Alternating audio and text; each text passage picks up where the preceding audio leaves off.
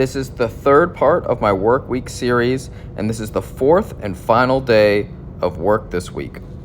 I normally cover this MMA promotion and I provide reels for them. I shoot them and edit them. That working relationship changed into another production company is doing a documentary on this promotion, and I've been plugged into that production as a cameraman.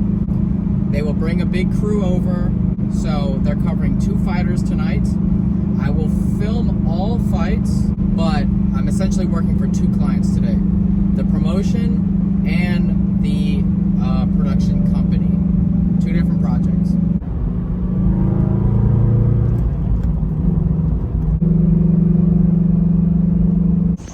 That came down way too close. The footage on yesterday's SD cards were given to the director. He took them overnight, and then I said I'll grab them right before today's shoot. Came down to the minute, so he had to hand it off to the guard gate attendant, and then I went in and grabbed it a couple minutes later so I can make the pre-production meeting. Way too close. Definitely have to cut that copyrighted music, but I just want to show how fast I've streamlined this rig. You pull it out and you attach the monitor. This is saving me a lot of time once I arrive on set. I'm not looking for a whole bunch of pieces. Do I need this? Do I need to tighten something? It's just simply put on the monitor, put on the battery, and for this type of production, it's ready to go. So now that I safely have my memory cards, I throw them in. If people are wondering about different V-mount adapter plates, this Tilta looks the prettiest. I like it the most, but it is very hard to get SD cards in and out of there, and especially on the other side with the SDI ports and timecode, it's difficult. The rest of the documentary crew is here. We have 4 cameramen in total, 2 sound guys and a director-producer. So you can see the timecode flowing in the bottom left of the corner, and the sound guy helped set me up with that. It was the same guy that I worked with in part 1 of this work week series.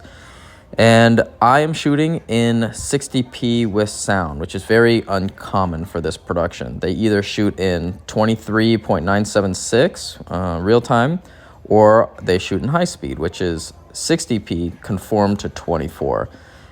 So I don't know how that lays on a timeline since it's slower, but I'm shooting in 60p because 80% of the night is going to be reels, and I need the audio and slow motion possibilities. So normally I format my cards the night before. I didn't have them, which is my fault. So now I'm doing it, getting all the settings right, cutting it a little closer than I'm comfortable with. And then the night begins. Everything's going good. And I don't have a shoulder pad on this camera. I've debated about it, but I really only use it for this type of job. So I don't think it's the right purchase, but I can just place the battery plate on my shoulder, the bottom of the V-mount, and it's not bad at all.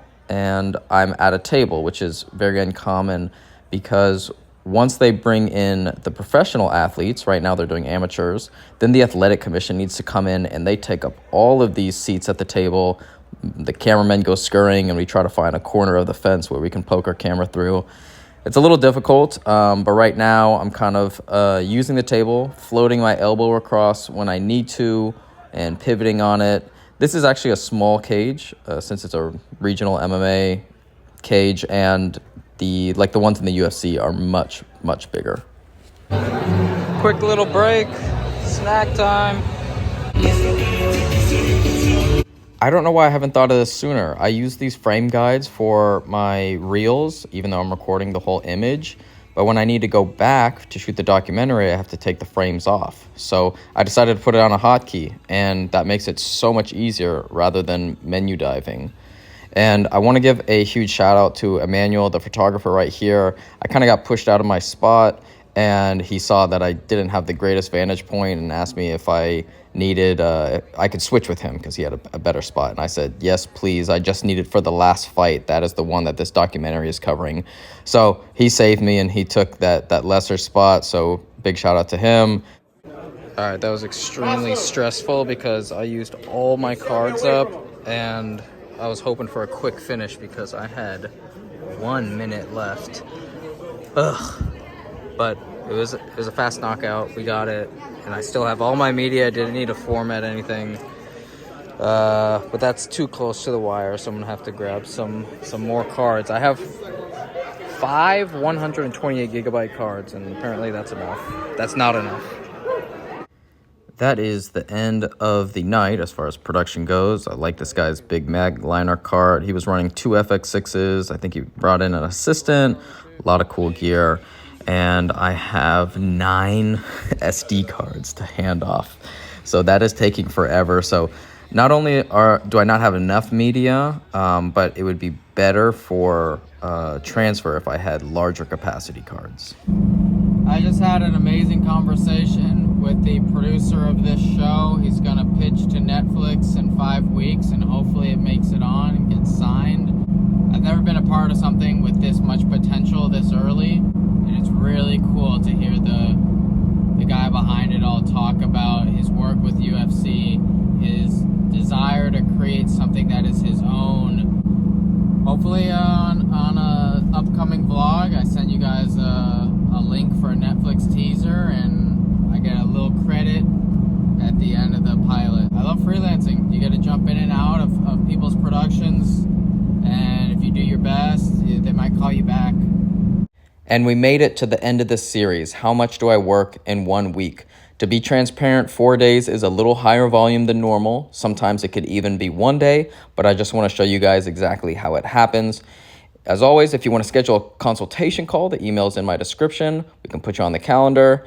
And lastly, remember the Art of Documentary gave me a 10% discount code to transfer to you guys. In return, I get 10% back. If you're going to do it on March 13th when they do the early bird pricing. And please, in the comments, let me know what type of series you'd like to see in the future.